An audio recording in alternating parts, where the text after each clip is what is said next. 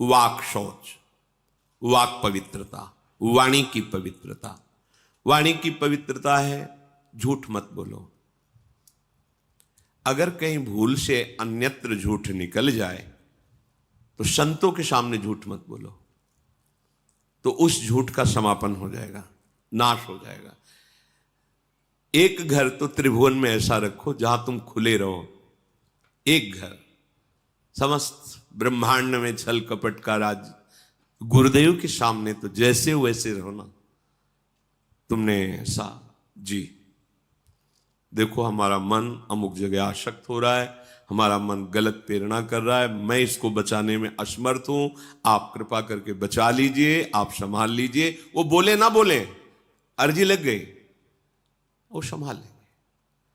क्योंकि जिनको तुम मानव समझ रहे हो उनके हृदय मंदिर में भगवान बैठे हैं, तुमने उन्हीं से निवेदन किया है। अगर दैन्य भाव से निवेदन कर रहे हो तत्काल सुनी जाएगी। और इसमें एक गुप्त बात, अगर आप उस कार्य में उत्साहित हो करने को और केवल ये वचन से आप बोल रहे हो तो रक्षा नहीं होगी। ध्यान रखना कि भाई दोस्त से निवृत्ति के लिए हमने कह दिया, तुम्हें बचाना हो बचा लेना, अब हम तो जा रहे हैं अमुक कार्य करने, वो नहीं होगा, फिर आपको भोगना पड़ेगा। हृदय से आर्त भाव से कि मैं हार गया। जब आप आर्त होते हैं तो तत्काल अधिकार रक्षा का सामने से प्रकट हो जाता है। और ऐसे चाल, वही कपट इसी को कहते हैं कि हम ऊपर से कह रहे हैं देखो आपके शरणागत बचा लेना, अंदर से कह रहे सामर्थ्य हो बचा लेना, जा रहे हम कर। ऐसा नहीं, हृदय से नहीं चाहता कि आपकी आज्ञा का उल्लंघन हो। पता नहीं कैसे विवश होकर नाथ मुझे सामर्थ्य, एक वो विवशता हृदय की। वाणी की पवित्रता, किसी को भी ऐसे कटु वचन मत कहो। जिस वाणी से तुम नाम जप करते हो उसी वाणी से तुम्हें किसी को दुख पहुंचे, ठीक बात नहीं है। मृदु पवित्र वचन बोलो। पर ये देखो, भगवत प्राप्ति के मार्ग वाले ही जो थोड़ा सत्संग सुनते हैं, भगवत प्राप्त, ये कुछ ऐसे लोग होते हैं जिनका कोई लक्ष्य ही नहीं होता है, न धर्म का पता न अधर्म का पता, बस जिए चले जा रहे हैं, न लक्ष्य है न कोई, बस ये लोग नहीं समझ पाएंगे। यदि आप वास्तविक शांति चाहते हैं, सुख चाहते हैं, किसी को कड़वा मत बोलो। चुगली, इससे वाणी अपवित्र हो जाती है। तुम जानते हो वो ऐसा ऐसा, तुम्हें क्या लेना देना, तेरे भावे जो करे भलो बुरो संसार, नारायण तू बैठ के अपनो भवन बुहार। तेरा हृदय पवित्र हो गया क्या? तेरे हृदय में नित्य विहार प्रकट हो गया क्या? अगर वो प्रकट हो गया होता तो सर्वत्र प्रभु दिखते। जब नहीं तो तू अपने को पवित्र कर, दूसरे की चुगली काहे करता है? निंदा, दोष वार्ता, गंदी वार्ता, ये सब वाणी को अपवित्र कर देते हैं। वाणी की पवित्रता है सत्य बोलो, भगवत चर्चा करो। अगर किसी को सलाह देनी, बात करनी है तो जितना ज्ञान है उत्तम, जो संतों से प्रमाणित है, शास्त्र से प्रमाणित है, वो बात बोलो। नहीं तो मौन रहो। आप संसारी पुरुष नहीं है, आप भगवत मार्ग के पथिक है, चाहे गृहस्थ हो या विरक्त हो। उचित संभाषण, इसके बाद शांत। व्यापार आदि में बात करना, व्यापार आदि को लेकर, वो पूजा है, क्योंकि वो कर्म अर्थ प्राप्ति के लिए हो रहा। अर्थ प्राप्ति, परिवार सेवा, ठाकुर सेवा, संत सेवा, इनके लिए तो मूलतः वो धर्म ही होगा। आप व्यापार में जो वार्ता करते हैं, आप ऑफिस में जो वार्ता करते हैं, बिल्कुल भगवत रहित दिखाई दे रही, लेकिन उसका मूल लक्ष्य है आपका कि अर्थ मिले, और अर्थ से परिवार का पोषण, साधु महात्माओं की सेवा और ठाकुर की, वो मूल धर्म ही हो गया। तो वाणी की पवित्रता, सबसे वाणी से सबसे ज्यादा अपराध बनते हैं। इस पर ध्यान नहीं दिया जाता। मनमानी जो है बोल लिया, क्या है आपको पता है? आप जो बोलते हैं वो सब आकाश में अभी स्थित है। जैसे कलकत्ता में हो रहा है प्रोग्राम, वो वाणी वहां प्रकट हो रही, वहां गाया जा रहा है, और यंत्र यहां से पकड़ रहा है। कैसे पकड़ रहा है? वो कलकत्ता जाके थोड़ी पकड़ रहा है, वो शब्द आकाश में फैल गया। अब उसके पकड़ने की सामर्थ्य तो यहीं से पकड़ लेगा वो। अमेरिका की बात यहां सुन लो तो क्या हुआ? अमेरिका पहुंच गया क्या हमारा यंत्र? नहीं, वो यहीं पकड़ रहा है, क्योंकि वो शब्द ब्रह्म में है, आकाश में फैल गया। अब उसको जहां से यंत्र से पकड़ो वहीं से सुन लो। तो ये नहीं कि तुमने बोला वो खत्म हो गया, वो सुरक्षित है। अगर वो सत्य बोला है तो उसका फल मिलेगा, असत्य प्रमाण की जरूरत नहीं, वो खुद प्रमाणित है। वाणी को बहुत संभाले। मौन बहुत बढ़िया रहता है। मौन का आश्रय लीजिए। जड़वत मौन नहीं हम कहते कि एकदम वाला नहीं, आवश्यक है जी, बोल दिया, हाँ सत्य बोल दिया। प्रपंच के हमारा लक्ष्य नहीं, प्रपंच तो हम क्यों, ग्राम्य वार्ता, लोक वार्ता, ये सब अपना विषय नहीं है। अपना विषय है अपने काम की बात करो और वो हितकर बात करो। कोई तुम्हें कठोर वचन बोल रहा है, पलट कर तुमने कठोर वचन बोल दिया तो तुम में उनमें अंतर क्या रह गया? तुमको तो सत्संग मिलता है ना, तुम तो प्रभु के जन हो ना, थोड़ी क्षमता तो आप अपनी बढ़ाइए। चल दिए। पहली है वाणी की पवित्रता, बहुत संभालिए, सत्संगी हो वाणी को। और हमें तो लगता है कि आप सबसे पहले बोलने के पहले एक बार राधा बोलिए, फिर बात कीजिए। आपकी वाणी खुले तो सबसे पहले राधा, श्री राधा, हाँ ऐसा ऐसा ऐसा ऐसा ऐसा, अच्छा राधा राधा, राधे राधे, चलते। मतलब भगवान नाम के बीच में वार्ता हुई तो मंगलमयी हो गई। प्रारंभ का शब्द और अंतिम शब्द राधा होना चाहिए आपका, क्योंकि आप स्वामिनी जी के परिकर हैं, याद रखिए। सुनो, हाँ नहीं, सुनो राधा जी बोलिए। और ये हमने अभ्यास कई उपासकों से के देखा, राधा राधा राधा, हाँ ऐसा राधा राधा राधा, नाम उच्चारण। अगर उस शब्द में कोई त्रुटि होगी बीच में, वो क्षमा हो जाएगा, क्योंकि प्रारंभ और आपका अंत शब्द के बीच में राधा राधा आया। जो आप बोले वार्ता की, उसका प्रारंभ राधा था और वार्ता समाप्त हुई राधा, वो भजन के अंतर्गत आ। जो उसमें त्रुटि हुई वो राधा नाम की महिमा से नष्ट हो जाएगा। पर वही बोल सकता है जो साधक है, नहीं तो जैसे कांतिक में अमोक, हाँ, जैसे गांव में नहीं, अरे हाँ, ऐसे नहीं। राधे श्याम, राधा वल्लभ, श्री हरिवंश, नाम उच्चारण करो। भक्त संग किया है इसका परिचय तब मिलेगा जहां आपका नाम उच्चारण किया। राधा राधा, राधा वल्लभ, श्री हरिवंश, राधा राधे राधे, नाम उच्चारण करो। वाणी की पवित्रता। फिर कह रहे हैं कि शरीर की पवित्रता। शरीर की पवित्रता के लिए कई बार वर्णन हुआ है, जैसे शौच आदि में रज का प्रयोग। आप जैसे विरक्त हैं या गृहस्थ हैं, आपको मंत्र मिल गया है, तो अब ऐसे नहीं कि जहां मन आया खड़े लघु शंका कर दी, ऐसे चल दी। कोशिश करो। वैसे तो आजकल बोतलों में जल रखते हैं, छोटा गिलास रखा, या वो वैसे टेम्परेरी गिलास भी आते हैं, वो छोटे छोटे जो चाय आदि पीने, वो पास है। लघु शंका गए, जल लिए, मूत्रेंद्री का प्रक्षालन किया, फिर हाथ धोया, फिर राधा वल्लभ श्री हरिवंश, राधा वल्लभ श्री हरिवंश, राधा वल्लभ श्री हरिवंश, आचमन किया और थोड़ा जल लेके से नाम जप करो, मंत्र जप करो। पवित्र वर्ष में शौच गए, उतने ही कपड़े पहनो जितने आवश्यक हैं, जो धोने में काम आए। नहीं तो आजकल बाथरूम की व्यवस्था है, दरवाजा बंद, आप अगर बार बार कभी शौच लगे तो कमर से स्नान कर ले, यहां से हाथ धो लिए और हर छिद्र में जल, आंख में कान में से जल ले करके, नाक में से, और कुल्ला करके पवित्र हुए, बाहर निकले, रज लगाया, तिलक लगाया, आप भगवत स्वरूप हैं, पवित्र हैं। ये जो मनमानी आसुरी भाव नहीं है, फिर बुद्धि भ्रष्ट हो जाएगी, समझ में ही हमारी बात नहीं आएगी। बात समझ लेना। अगर आपका शरीर पवित्र नहीं है, वाणी पवित्र नहीं है, मन पवित्र नहीं, तो उपासना किस बात की हो रही? बोले दिखावे की क्या जरूरत है?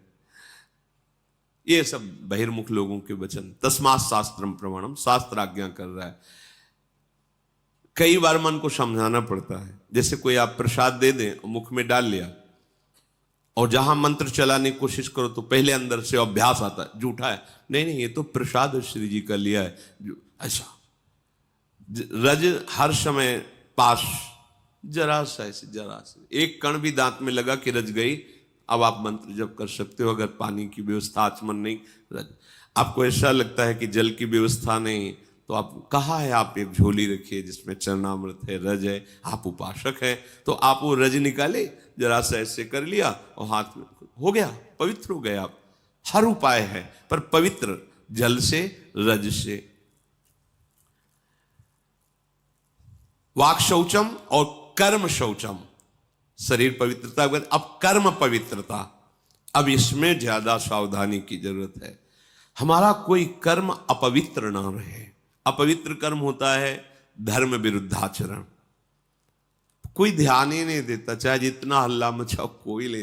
तभी तो संत जन हार करके फिर मौन हो जाते हैं कि चलो नहीं कोई संभलने वाला, अपने लगो, हार गए। बड़े बड़े महापुरुष वर्षों उपदेश देने के बाद जब देखा कोई परिवर्तन नहीं, तब का 1,00,000 नाम जप करके आओ हमारे सामने, तब हम तुम्हारे प्रश्न का उत्तर देंगे। नहीं तुम प्रश्न करते रहोगे, उत्तर मिलता रहेगा, समझ में कुछ आएगा ही नहीं। नाम जप नहीं है तो पवित्रता हृदय में नहीं, कैसे बात समझोगे संतों की? तुम्हारी मलिन बुद्धि संतों की बात तक पहुंच जाएगी क्या? कर्म शौचम, कर्म शास्त्र प्रमाणित, गुरु उपदिष्ट कोई भी कर्म ऐसा जो अधर्माचरण कहलाता है, वो हृदय अगर थोड़ा सा भी धर्म में चल रहा है तो आपका हृदय उत्तर देने लगेगा। ये गलत है, ये गलत। ज्यादा जानकारी के लिए रजिस्टर रखने की जरूरत नहीं है, वो हृदय ही है, वो बता देता रहेगा यहां गलत हो रहा है, सावधान हो जाए। नहीं समझ में आ रहा, संतों से पूछ लीजिए, भगवान से पूछ लीजिए। सच्ची कहते हैं, तुम हृदय में 1 मिनट शांत होइए और प्रभु से पूछिए, स्वामी प्रभु ये कार्य मुझे लगता है गलत है कि सही, आप अगर सही है तो हृदय शीतल हो जाएगा, गलत है तो जलन और संशय हो जाएगा। बस फिर अब उसको मत कीजिए। सही कार्य के लिए पहली पहचान है हृदय शीत। मन की बात नहीं हम कह रहे हैं, हृदय में एक शीतलता आ जाएगी। एक जैसे आपका सही प्रश्न का उत्तर आपको समझ में आ गया तो एकदम हाँ ऐसे ही हृदय में आ जाएगा, हाँ ठीक है कीजिए, उत्साह आ जाएगा। अगर उसका जलन होने लगे, संशय खड़ा हो जाए, निषेधात्मक अंदर से संकेत हो, बिल्कुल मत कीजिए। वैसे शास्त्र स्वाध्याय नित्य इसीलिए करना चाहिए कि हमें क्या करना है क्या नहीं करना है, इसकी जानकारी हमें शास्त्रों से मिलती है, संतों के वचनों से मिलती है, सत्संग से मिलती है। तो हमारा जब वाणी शुद्ध हो, शरीर शुद्ध हो और कर्म शुद्ध हो, तो जो परम शुद्ध आत्म स्वरूप है उसमें आपका अनुभव हो जाएगा, आपका प्रवेश हो जाएगा, अपने स्वरूप में प्रवेश हो जाएगा, अर्थात शुद्ध ज्ञान आपके अंदर प्रकाशित हो जाएगा। ये जितने सूर्य आदि ग्रह हैं ये बड़े भयंकर होते हैं। ये जब अपने प्रतिकूल जगह पर होते हैं, जिसके ग्रह में, कुंडली में, नक्षत्र में, ये बड़ा भयंकर प्रभाव कर देते हैं। पर यदि नाम जप किया जाए तो ये उसके लिए प्रतिकूल जगह पर बैठे हुए भी सौम्य, सुखद और मंगलकारी बन जाते हैं। महाप्रभु हरिवंश चंद्र जी ने कहा है, जो पे कृष्ण चरण मन अर्पित तो करिहें का नवग्रह रंक। ये बेचारे नवग्रह तुम्हारा क्या बिगाड़ लेंगे यदि कृष्ण चरण में मन तुम्हारा अर्पित है। राधा राधा राधा, समझो ये जितने ग्रह हैं बड़े भयंकर हैं। प्रतिकूल जगह पर बैठे हों तो बड़े बड़े को नष्ट कर देते हैं।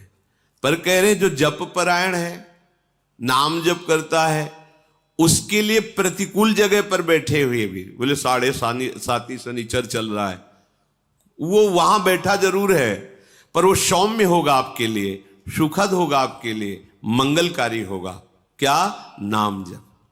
अगर भगवान की शरण में हो, भगवत सन्मुख हो, नाम जप कर रहे हो, तो कोई भी प्रतिकूल स्थान पर बैठा हुआ, विपरीत स्थान पर बैठा हुआ ग्रह आपका अनिष्ट नहीं कर सकता, और उल्टा वो आपको सुखद, सौम्य और मंगलकारी होगा। अब लोग इन सब के लिए बाहरी उपायों में भटकते हैं कि ऐसा है तो ऐसा कर ले। कुछ नहीं, नाम जप करो, इससे सब ठीक हो जाएगा। जो उपासक नाम जप करता है तो भयंकर रूप वाले, सूक्ष्म रूप रख के प्रवेश करने वाले, क्रूर कर्म कराने वाले, ये जो राक्षसी भाव है, ये उसके हृदय में प्रवेश नहीं करते, आक्रमण नहीं करते। सर्वे नानुगतम चैनम दारुणाहा पिसितासनाहा घोर रूपा महाकाया दर्शयंती द्विजोत्तमम। जो जप परायण है, नाम जप करता है, तो यहां घूमते रहते हैं अव्यक्त रूप से भूत प्रेत पिशाच, भयंकर आसुरी राक्षसी स्वभाव वाले। जब आप अपवित्र हैं, भगवत विमुख हैं, देखो उनके कर्म कैसे दिया। अरे यार घोर राक्षस है, बिल्कुल दया नहीं आई, ऐसा कर दिया, तो उसके ऊपर आविष्ट हो गया। ये सूक्ष्म रूप से रहते हैं, जैसे किसी को भूत दिखाई थोड़ी देते हैं, पर आवेश हो जाता है, बोले मैं अमुक हूं, क्योंकि वो अपवित्र है, भगवत विमुख है, उसके लिए द्वार खुला है, उसको दंड देने के लिए उसके अंदर प्रवेश कर गया। भयंकर रूप वाले या सूक्ष्म रूप वाले या विशालकाय, क्रूर कर्मा, गलत कर्म कराने वाले, ये जो राक्षस हैं, जो आसुरी भाव हैं, ये जप परायण पर कभी आक्रमण नहीं कर सकते। इसलिए राधा राधा राधा बड़ा भयंकर है संसार, तुम्हें समझ में नहीं आ रहा। राधा राधा राधा राधा। जो जप परायण है, जो शास्त्र स्वाध्याय करता रहता है, जो अपने सुख को दूसरों में बांटता रहता है, और जो दूसरों में कभी दोष नहीं ढूंढता है, वो सदैव सुखी रहता है, निर्विघ्न रहता है। चलो इन आचरणों से सुखी तो चाहते हो। जो साधु शास्त्र का ज्ञान रखता है या न रखता है, ध्यान सुनो, उसे वेद आते हैं या नहीं आते हैं, वो पुराणों की कथा जानता है या नहीं जानता है, वो उत्तम संस्कारों से युक्त है या शून्य है, उसका समाज में सम्मान होता है या अपमान होता है, इससे कोई मतलब नहीं। यदि वो भजन परायण है तो राख में छिपी हुई आग की ज्वाला है। वो बोल लेता है कि नहीं बोल लेता है, उसे वेद आता है कि नहीं आता है, वो उसको लोग प्रणाम करते हैं कि नहीं करते हैं, संस्कार युक्त दिखाई देता है या नहीं दिखाई देता है, पर रात दिन भजन करता है तो कैसा है? बोले राख में छिपी हुई आग है, वो छेड़ मत देना। ऐसा भीख मांगता खाता है, ऐसे कोई तेज तो है नहीं, कोई लोग तो इसके पास नाम जप परायण, बड़ी महिमा है। जैसे प्रज्वलित अग्नि श्मशान में भी कभी दूषित नहीं होती, यथा श्मशाने दीप्तौजाहा पावको नैव दुष्यति, एवं विद्वान अविद्वान वा ब्राह्मणो दैवतम महत्। चाहे विद्वान हो चाहे ना हो, श्मशान में भी आग पवित्र ही होती है, आग कभी दूषित नहीं होती।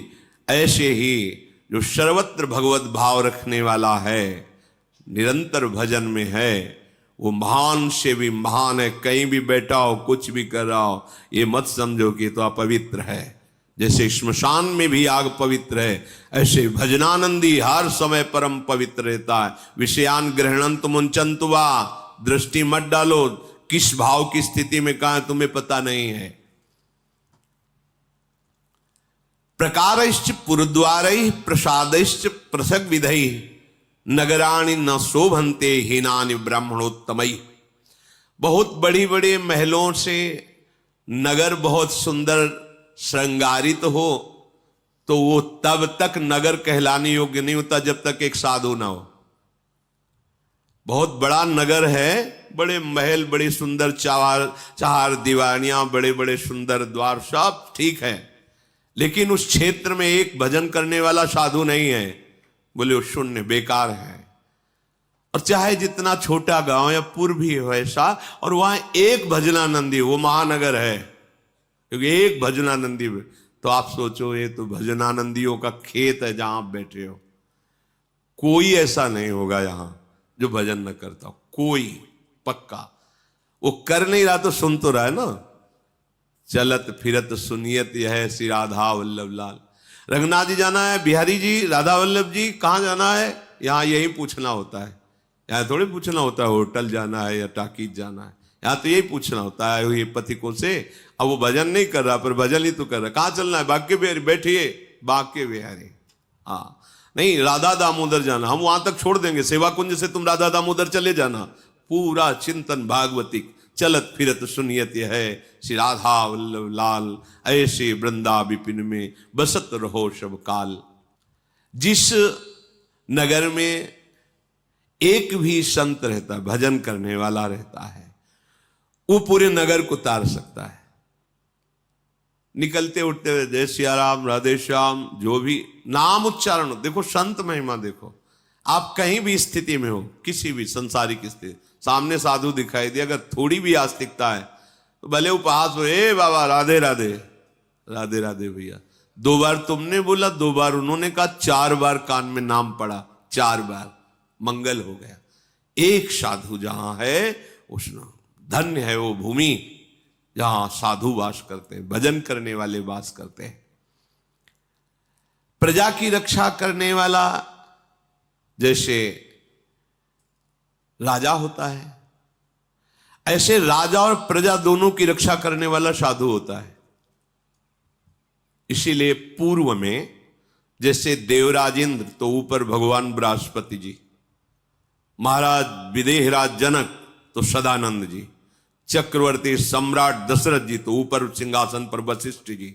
जहां भी देखो राजा के ऊपर महाराजा बैठा मिलेगा, एक साधु बैठा मिलेगा जो राजा और प्रजा दोनों की रक्षा करता है। मार्कंडे जी कह रहे हैं प्रजा की रक्षा करने वाला जैसे धार्मिक राजा होता है, तो प्रजा और राजा दोनों की रक्षा साधु से होती है। ये संत जन जो भजन करते हैं ना, तो जिसके राज्य में भजन करते हैं उस राजा को, उस राज सैनिकों को अपने आप उनका भजन का हिस्सा जाता है। क्योंकि हम सुरक्षित, अगर हमारे राज सैनिक और हमारे जो शासन विभाग वो रक्षा न करें तो जो क्रूर कर्मा लोग हैं वो भजन न करने देंगे, शांति भंग हो जाएगी, मनमाना आचरण करेंगे तो कैसे भजन कर सकते हैं। उनकी सुरक्षा है, जहां हम खड़े भी नहीं हो सकते, हमारी सामर्थ्य नहीं है, वहां वो अत्यंत कष्ट सह करके पहाड़ों पे जहां ऑक्सीजन सही नहीं मिल रहा, भीषण बर्फबारी हो रही, वहां वो खड़े हैं केवल हमारी सुरक्षा के लिए कि हमारे देश के अंदर कहीं कोई ऐसा अपवित्र भाव वाला, हिंसक भाव वाला कोई प्रवेश न कर जाए, हमारे देशवासी सुरक्षित रहें। तो चाहे गुफा में भजन करो, चाहे समाज में भजन करो, भजन का हिस्सा उनको पहुंचता है, क्योंकि वो रात दिन सुरक्षा में लगे हुए हैं। तो वो कह रहे हैं कि जैसे प्रजा की रक्षा राजा करता है, ऐसे राजा और प्रजा दोनों की रक्षा साधु करता है। जिस नगर में, जिस गुफा में, जहां भी संत भजन कर रहे हैं, ये न समझे कि इनका तो जीवन बेकार, समाज के काम नहीं आ रहे।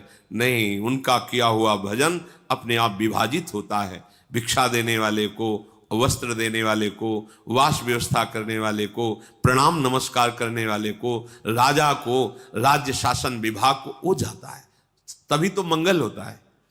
ये जो बड़े पापाचरण होने पर भी सर्वनाश की स्थिति नहीं आती, उसका कारण है भजन। जिस दिन भजन करने वाले महात्मा अंतर ध्यान हो जाएंगे, हाहाकार मच जाएगा, क्योंकि फिर दैवी शक्तियां अपने आप, जब वर्षा होनी तब होनी नहीं है, जब नहीं होनी चाहिए तब होनी है, फसल पकी खड़ी है, ओले गिर रहे, मतलब हर प्रकृति उल्टी हो जाती है। पृथ्वी में बड़े तीर्थों का वर्णन किया गया है, पर जो नाम जापक उपासक हैं, नाम कीर्तन करते हैं, भगवत चरणारविंद के आश्रित हैं, इनके जैसा कोई तीर्थ नहीं। मुद मंगल में संत समाजू, जो जग जंगम तीर्थ राजू। ये चलते फिरते तीर्थराज प्रयाग हैं। दरस परस अगनास, बास निज संग करो दिन, तीन मुख हरिजस सुनत, श्रवण मानोनत। इनके दर्शन से, इनके स्पर्श से, इनके संभाषण से, इनके वचनों के सुनने मात्र से बड़े बड़े पाप नष्ट हो जाते हैं। पुण्य तीर्थों का बहुत वर्णन है, जहां स्नान, दान और नियम पूर्वक करने पर उसका फल मिलता है। पर जो नाम कीर्तन करने वाले हैं, नाम जप करने वाले हैं, भगवद आश्रित जन है, इनके दर्शन से, इनके स्पर्श से, इनके वार्तालाप से जैसी पवित्रता होती है, वैसी तीर्थों से नहीं। तीर्थी कुर्वन्ति तीर्थ, ये तीर्थों को भी पावन कर देते हैं। गंगा अवतरण प्रसंग में आता है, भगीरथ जी से भगवती गंगा जी कहती है कि माना कि महादेव जी अपने जटाओं में रोक लेंगे, पर भूतल में जब मैं जाऊंगी तो पापाचारी लोग मेरा स्पर्श करेंगे, अवगाहन करेंगे, मैं मलिन हो जाऊंगी, तो मेरे